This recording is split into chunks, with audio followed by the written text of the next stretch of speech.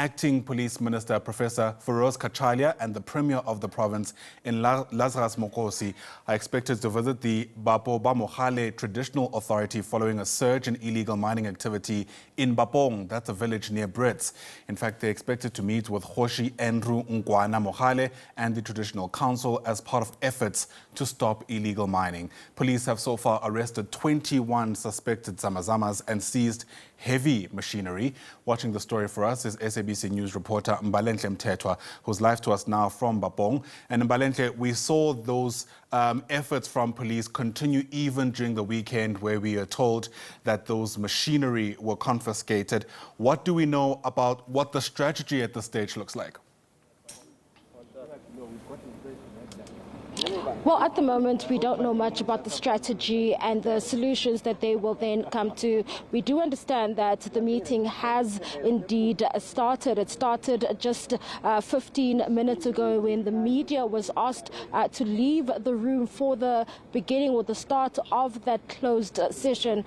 But you would know that the community members in the area have also been quite instrumental in the scourge and the challenges that has been battling or that have been affecting the area and the communities around here, where community members have been selling pieces of their land to illegal miners because of socioeconomic challenges, and saying that this is in the interest of ensuring that they are able to secure somewhat of a future for their children. However, this promise of a bright future due thanks to illegal mining could, and for some has ended quite badly and ended in possible jail time, as you have heard that there are those who have been arrested. Now, if you see me stepping out of the shot, it's because I'm walking to the spokesperson, who is Vladimir Mogale here. Thank you so much for taking the time to speak to us.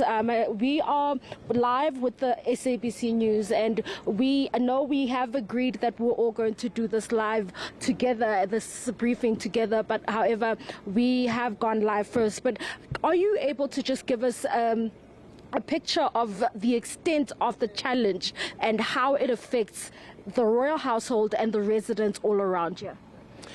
I think firstly, this is a community safety issue. Secondly, it's got a huge impact in terms of economic stability nationally. And locally as well. I know we have high levels of unemployment, so I think it also helps to highlight some of the issues we have. But it is a huge issue that I think we should take advantage of in resolving other sub-issues that we find ourselves in as a country. Okay.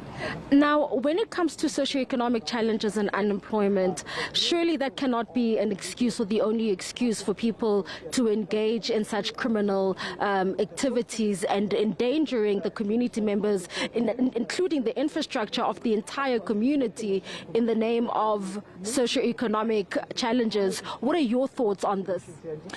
Absolutely. Illegality and criminality is something that we need to deal with. It doesn't apply, it doesn't justify that people must actually go for criminal or illegal options.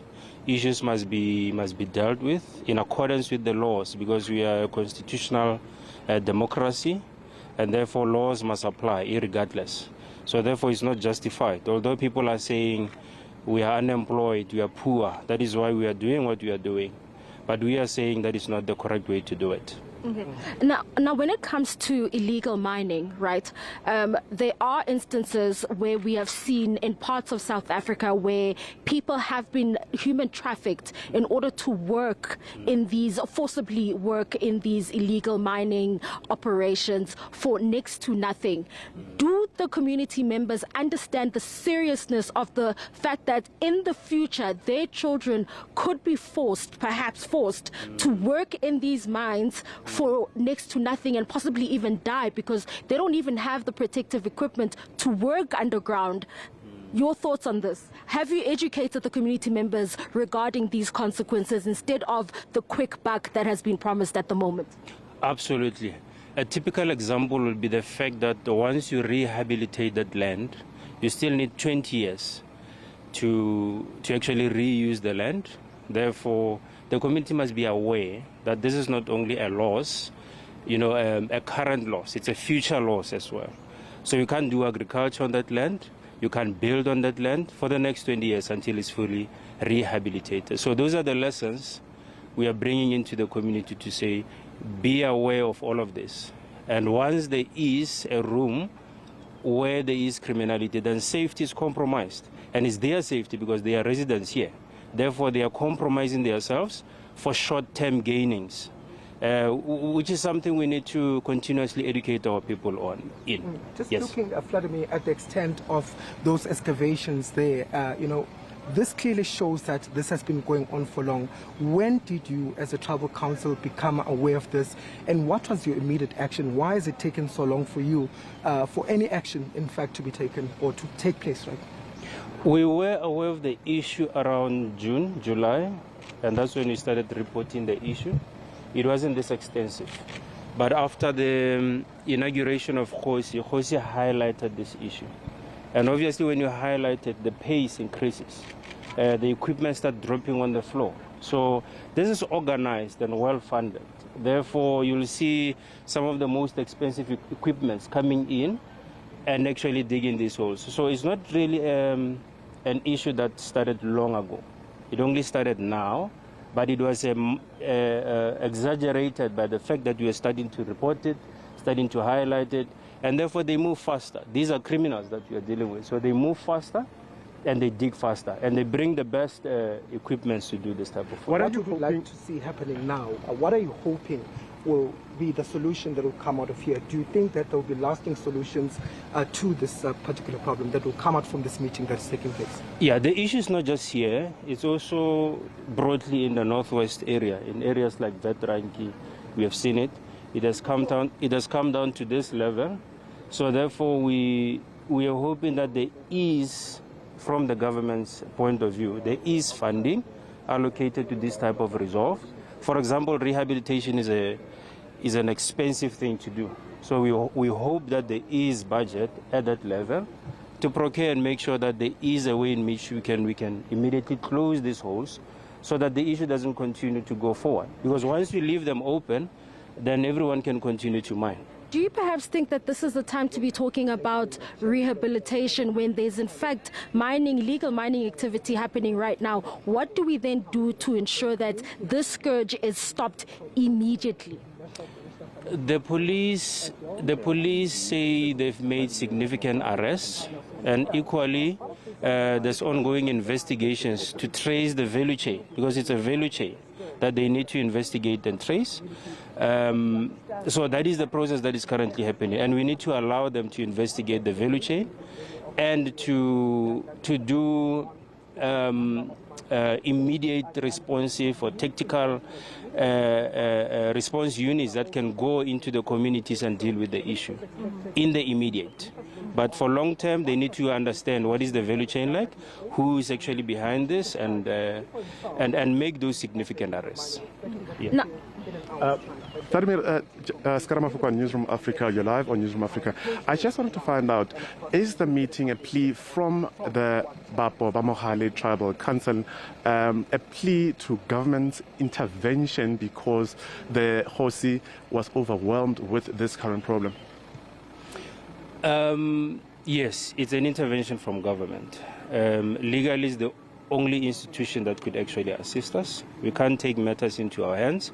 Although as the tribal we have appointed a security firm, a compliant security firm, I must emphasize, to ensure that at least we mitigate the situation. Because we reported the matter quite earlier. It's just that there was a delay in the manner in which it was attended to. And that's why you see it as it has exacerbated thus far. But at least there is hope that it will be dealt with now that the minister is here. Bapo, the people who stay there, the ones at least we've spoken to, they said it's out of desperation and not selfish reasons why they let these people dig up their homes.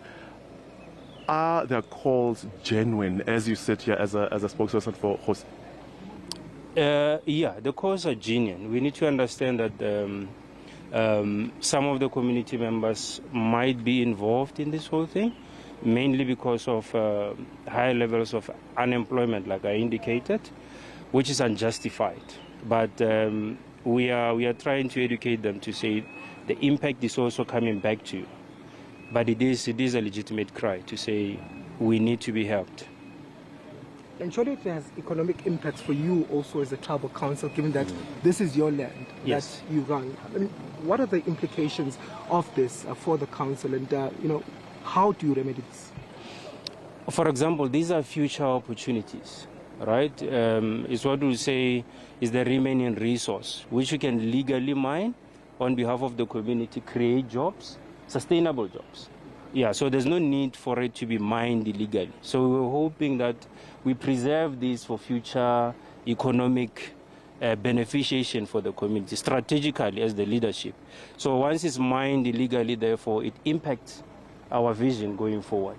What happens in the interim with those holes there? It poses a serious danger to the community. What happens post this meeting as we take a drive into the community? What then happens to all that heavy machinery which is left there? Yeah. A key point made by the minister is that first and foremost, there must be at the top of the agenda to close those holes, because we need to protect this thing from going forward. So the first thing that must be done in the immediate is to find a way of closing the dark holes that are there now, so that it makes it easier for the police task forces and everyone who is involved to be able to stand guard and make sure that there's safety for the community. Mr. Mogale, our experience has taught us, and especially in Riverlea, where illegal mining still continues in that area. Now, illegal mining does not only affect the underground or the structural integrity of the entire community. Even after those holes have been closed, they continue to mine. And after that, there are battles between rival groups that then shoot each other in full view of the community. Now, these are the dangers that people are facing, and closing these holes alone is not necessarily a lasting solution. What do you then want the government to do to ensure that this is a lasting solution that is then put in place?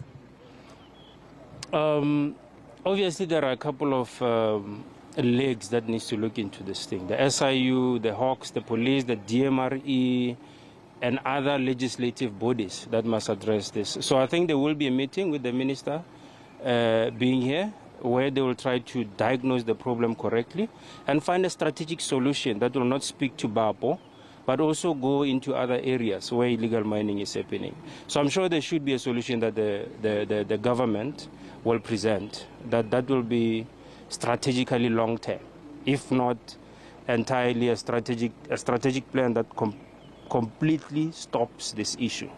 There are calls for the legalization or formalization of artisanal mining and small-scale mining that have been made. Your reaction on that? Do you think that this is a right call? It is a right call. It is a right call. We need all avenues to generate employment, to enhance economic activity.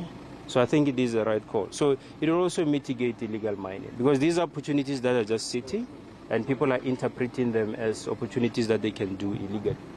So formalizing them, legalizing them will actually assist. It will create jobs. Okay, how so? How does it legalizing artisanal mining when it in fact has been taken over by vigilantes at this stage, right? And we have seen communities where illegal mining activity takes place, going into a self-imposed lockdown in the evening because of the gun battles between rivaling gangs, as well as issues of sinkholes that are now emerging in places and areas where there used to be mining. If artisanal miners do not have the correct skills to run a proper mine, how do you then legalize it? How do you then legalize something that has gone on to fund what God knows what, because we don't know where these funds are going after the mining activity has taken place? Yeah, it's a regulatory proposition. So generally it should be something that must be handled by the Department of Minerals and